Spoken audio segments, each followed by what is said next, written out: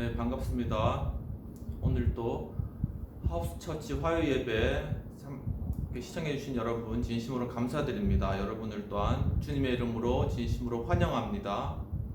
이 시간 사도신경으로 신앙 고백하시고 오늘 예배 시작하도록 하겠습니다. 전능하사 천지를 만드신 하나님 아버지를 내가 믿사오며 그 외아들 우리 주 예수 그리스도를 믿사오니 이는 성령으로 잉태하사 동정녀 마리아에게 낳으시고 본디오 빌라도에게 고난을 받으사 십자가에 못 박혀 죽으시며 장사한 지 사흘 만에 죽은 자 가운데서 다시 살아나시고 하늘에 오르사 전능하신 하나님 우편에 앉아 계시다가 저희로서 산자와 죽은 자를 심판하러 오시리라. 성령을 믿사오며 거룩한 공예와 성도가 서로 교통하는 것과 죄를 사하여 주시는 것과 몸이 다시 사는 것과 영원히 사는 것을 믿사옵나이다. 아멘. 오늘 찬양은 새 찬송가 405장 찬양하시겠습니다.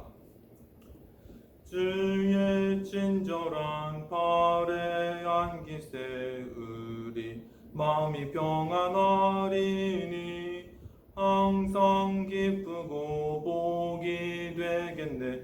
영원하신 발에 안기세 주의 발에 그 크신 발에 안기세 주의 발에 영원하신 발에 안기세.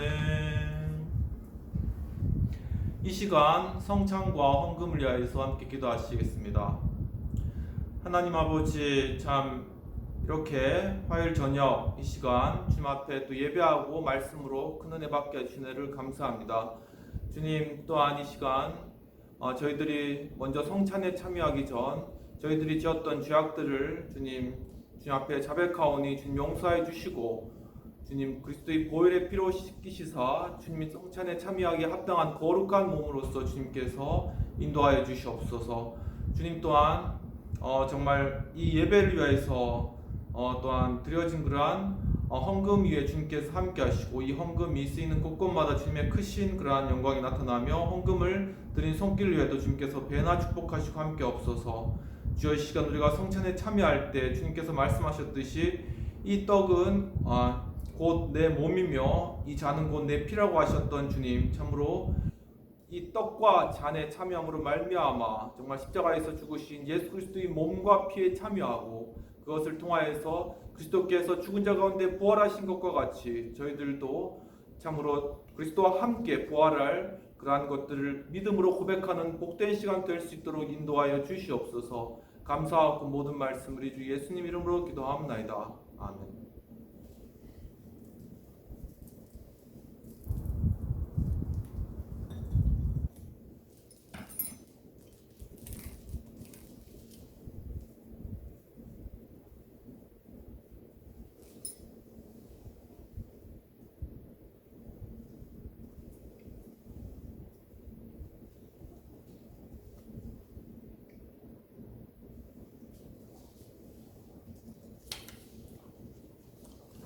이 시간 말씀 받도록 하겠습니다. 말씀은 시편 8편 1에서 9절 말씀이 되겠습니다. 여호와 우리 주여, 주의 이름이 온 땅에 어찌 그리 아름다운지요. 주의 영광을 하늘 위에 두셨나이다.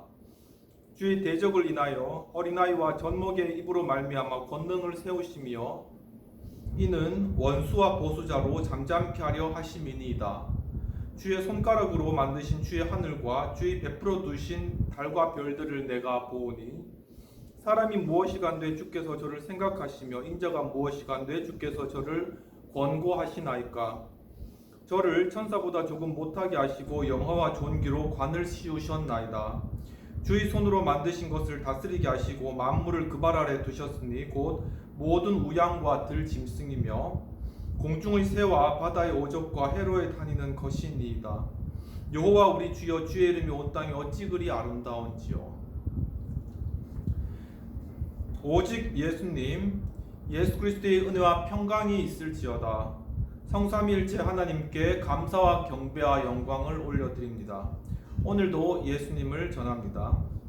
오늘 본문은 시편 8편 1에서 9절이 되겠습니다. 오늘 제목은 하나님은 천지창조 완성의 3단계가 되겠습니다. 즉 하나님께서 천지창조를 하신 3단계가 됩니다. 오늘 본문의 배경은 다윗의 그런 시에 해당되는 시편이 그러한 노래로서 기쁜 곡조에 맞춘 노래에 해당되겠습니다. 시편 8편에서는 인자, 즉 사람의 아들에 관한 내용이 나타났는데, 즉 예수 그리스도를 예표하는 것이라고 볼 수 있겠습니다.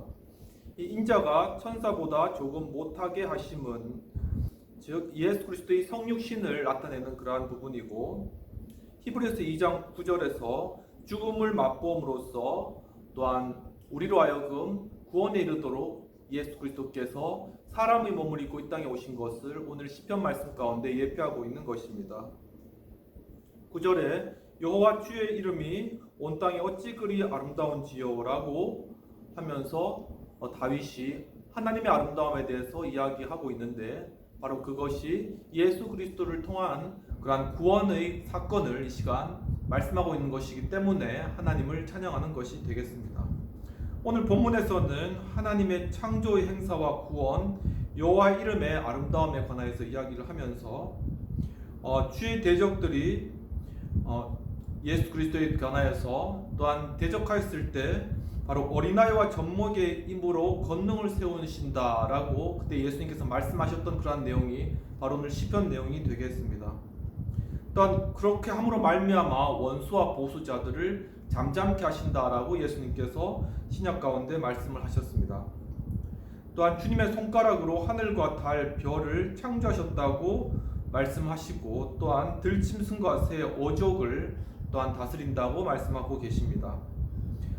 사람이 또한 하나님의 생각에 결코 이룰 수는 없지만 정말 그 인자하심이 바로 우리 사람을 권고하시고 또한 천사보다 조금 못하게 하셨던 그러한 이유에 관하여서 바로 만물을 그 발 아래 복종케 하신다는 그러한 말씀을 오늘 시편 말씀을 통하여 설명해 줌으로 말미암아 예수 그리스도를 통한 구원이 바로 예수께서 천사보다 못한 인간의 몸을 입고 이 땅에 오심으로써 이루어졌다는 것에 관한 예표로서 오늘 다윗이 미리 바라보고 이야기를 하고 있는 그러한 부분이 되겠습니다.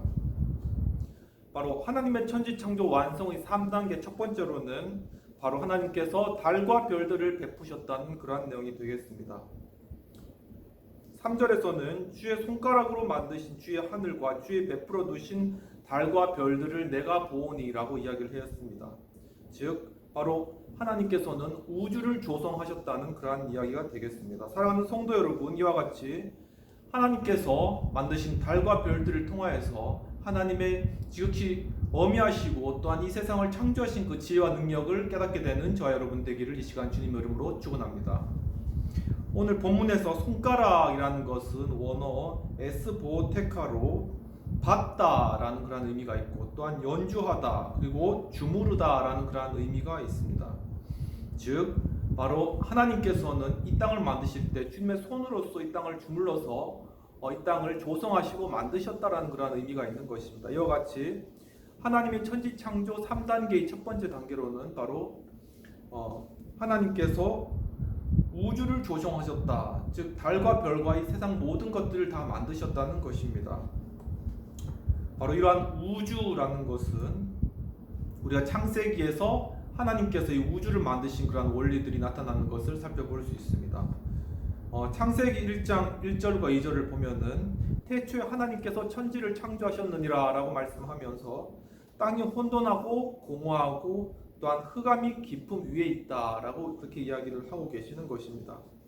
또한 창세기 1장 3절로 넘어가서는 하나님께서 빛이 있으라 라고 말씀하시고 빛과 어둠을 나누시고, 또한 그것이 첫째 날이 되었다라고 해서 바로 하나님께서는 시간을 창조하신, 또한 시간까지 창조하신 창조자라는 것을 오늘 본문에 오늘 말씀 가운데 우리가 발견할 수 있는 것입니다. 또한 창세기 1장 16에서 19절에서는 하나님께서 두 큰 광명, 즉 해와 달을 만드셨고 하늘에 궁창을 만드셨는데 이것이 넷째 날이다라고 하시면서 정말 이 모든 천지 만물과 우주와 또한 달과 별, 해를 하나님께서 모두 다 계획하시고 만드셨다고 이야기를 하고 있습니다. 이와 같이 하나님이 천지창조 완성의 3단계 중에 첫 번째 단계로는 바로 우주를 우리를 위해서 조성하셨다라는 그런 것입니다. 우리 우주의 기원에 관하여서 바로 아주 유명한 빅뱅 이론이라는 이론 여러분 다 들어보셨죠? 바로 1927년 벨기에 조르주 르메이트르라는 과학자 겸 신부님이 이 이론을 처음 이 세상에 발표를 하게 되셨습니다.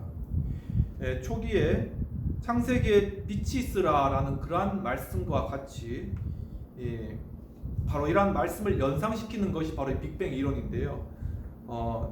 이러한 빅뱅 이론은 정상 우주론자에 의해서 심각한 저항을 받게 돼요. 왜냐하면 정상 우주론자들은 이 우주가 영원하다고 보는데 바로 빅뱅 이론에 따르면 우주의 어떤 기원과 시작이 있다라고 이야기를 한 것이죠.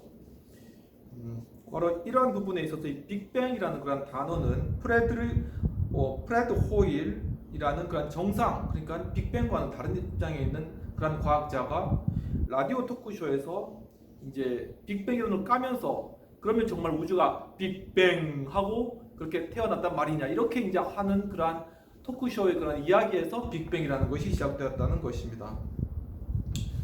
그런데 지금 바로 이 우주라는 것이 물리학이 발전하면 발전할수록 새롭게 그 길이 열리며 빅뱅 이론의 그런 정설이 확증되고 있다는 그런 놀라운 사실이 있는 것입니다. 즉 우주는 불완전성을 가지고 있으며 우주 배경 복사에 의하여서 가시 영역 내의 우주는 우리가 그것을 측정할 수 있지만은 그 바깥쪽 영역은 밝혀낼 수 없는 그러한 시간이 그러한 공간이라는 것을 과학자들이 연구하게 되는 것입니다.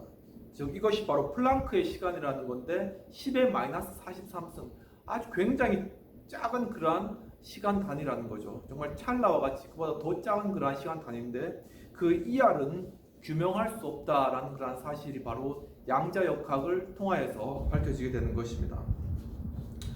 또한 엔트로피 법칙을 발견하면서 연력학 제2법칙에 해당되는데 바로 최소 엔트로피, 바로 그때가 우주의 시작점이고 또한 현재의 우주가 이렇게 그 시작점으로부터 시작되었으며 또한 이 우주 부피가 엔트로피가 증가함으로 말미암아 그 증가가 이루어지는데 그것은 영원한 것이 아니라 어떤 한계가 있다라는 것입니다.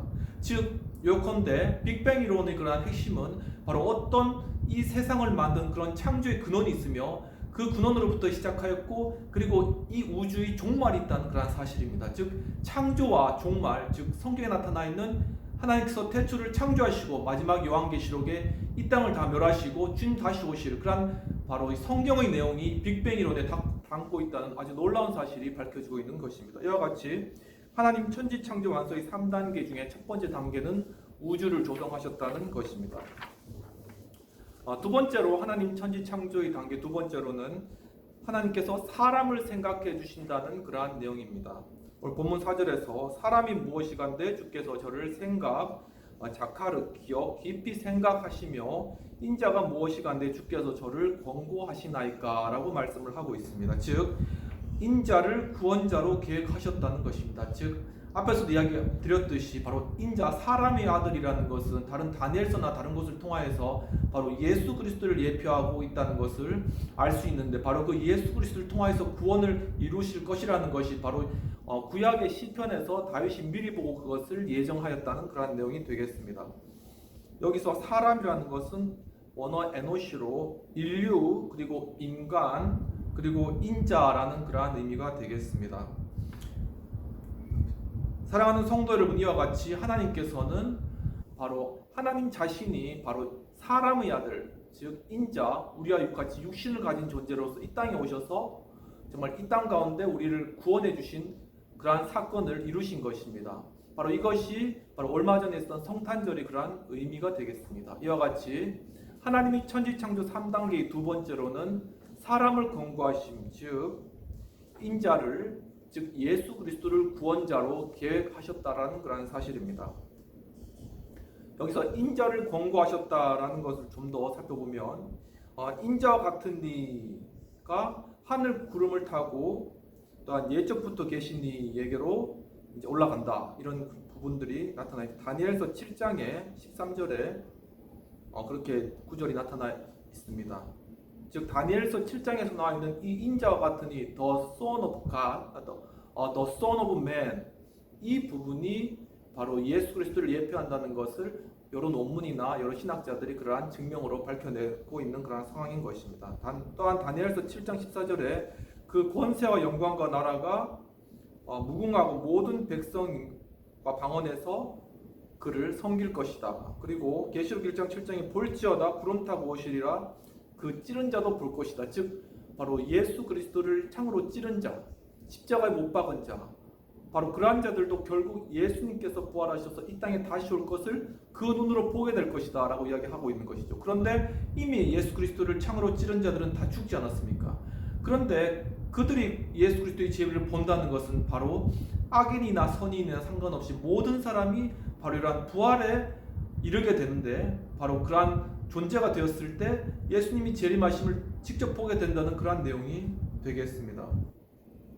이와 같이 하나님의 천지창조 완성의 3단계 중에 두 번째 단계는 인자 예수님을 통하여서 구원을 계획하셨다는 그러한 사실이 되는 것입니다. 자, 그런데 바로 인자가 구름 타고 올 것이다 라고 여러분 이야기를 했는데, 어떻게 이 구름을 타고 예수님께서 오실까? 구름 속에 어떤 사람이 간다면 이 땅으로 떨어져 버릴 텐데 이렇게 생각하는 것이 우리의 일반적인 상식인 것이죠.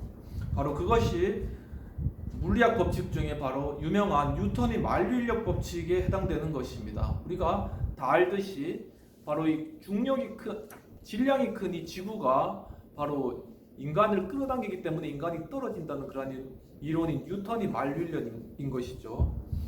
잠깐 이 만류인력에 대해서 우리가 살펴보면 만류인력을 만든 뉴턴은 갈릴레오 갈릴레이가 세상을 떠난 다음에 크리스마스 이브에 1643년에 출생하였습니다. 외할머니 집에서 또 자랐고, 또 생아버지와 새아버지와 또 갈등이 있었죠. 왜냐하면 이제 그 자기 어머니가 새아버지를 이제 결혼을 한 것이죠. 그리고 이제 18세에 캠브리지에 반사망원경이라는 것을 뉴턴이 발견했습니다. 그래서 10년 만에 캠브리지 석적 교수가 되게 됐습니다. 굉장히 빠른 거죠. 그리고 그는 평생 이제 독신으로 이제 살면서 중요한 업적이 만류인력 자체를 뉴턴이 발견한 거 아니다. 뉴턴은 그 뉴턴 전에 케플러의 3대 법칙이라고 하는 것이 있는데 거기에 이제 만류인력이 있습니다. 근데 그것을 뉴턴이 이제 수학적으로 이러한 것들을 다 입증을 한 것이죠. 그런데 그것을 바로 옆에 있던 사람이 굉장히 비난을 했습니다. 그 이론에 대해서. 그리고 이 중력과 그 만류인력에 관해서 굉장히 비판을 간 거죠. 그래서 뉴턴이 거기에 대해서 입을 다물고 있었습니다. 그런데 20년이 지난 후에 이제 누가 물어본 거예요. 이상하다. 왜 태양 주위를 지구가 도는데 그 반경이 좀 이상하게 흘러가는 것 같다. 그런데 뉴턴이 내가 20년 전에 그걸 계산했는데 타원형으로 돌던데 이렇게 이야기를 한 겁니다. 그래서 그때 바로 이 만류인력 법칙이 완전히 나왔던 거죠. 그것을 프린키피아라고 굉장히 유명한 그런 법칙입니다. 그렇게 그 정립이 된 그런 것입니다. 그럼 어떻게 저 구름은 그 예수님께서 구름 타고 오신다는데 그 구름은 왜 중력이 있는데 이 땅에 떨어지지 않을까요? 그것은 바로 부력이라는 것이 있기 때문입니다. 우리가 물에 굉장히 가벼운 물체를 이렇게 넣으면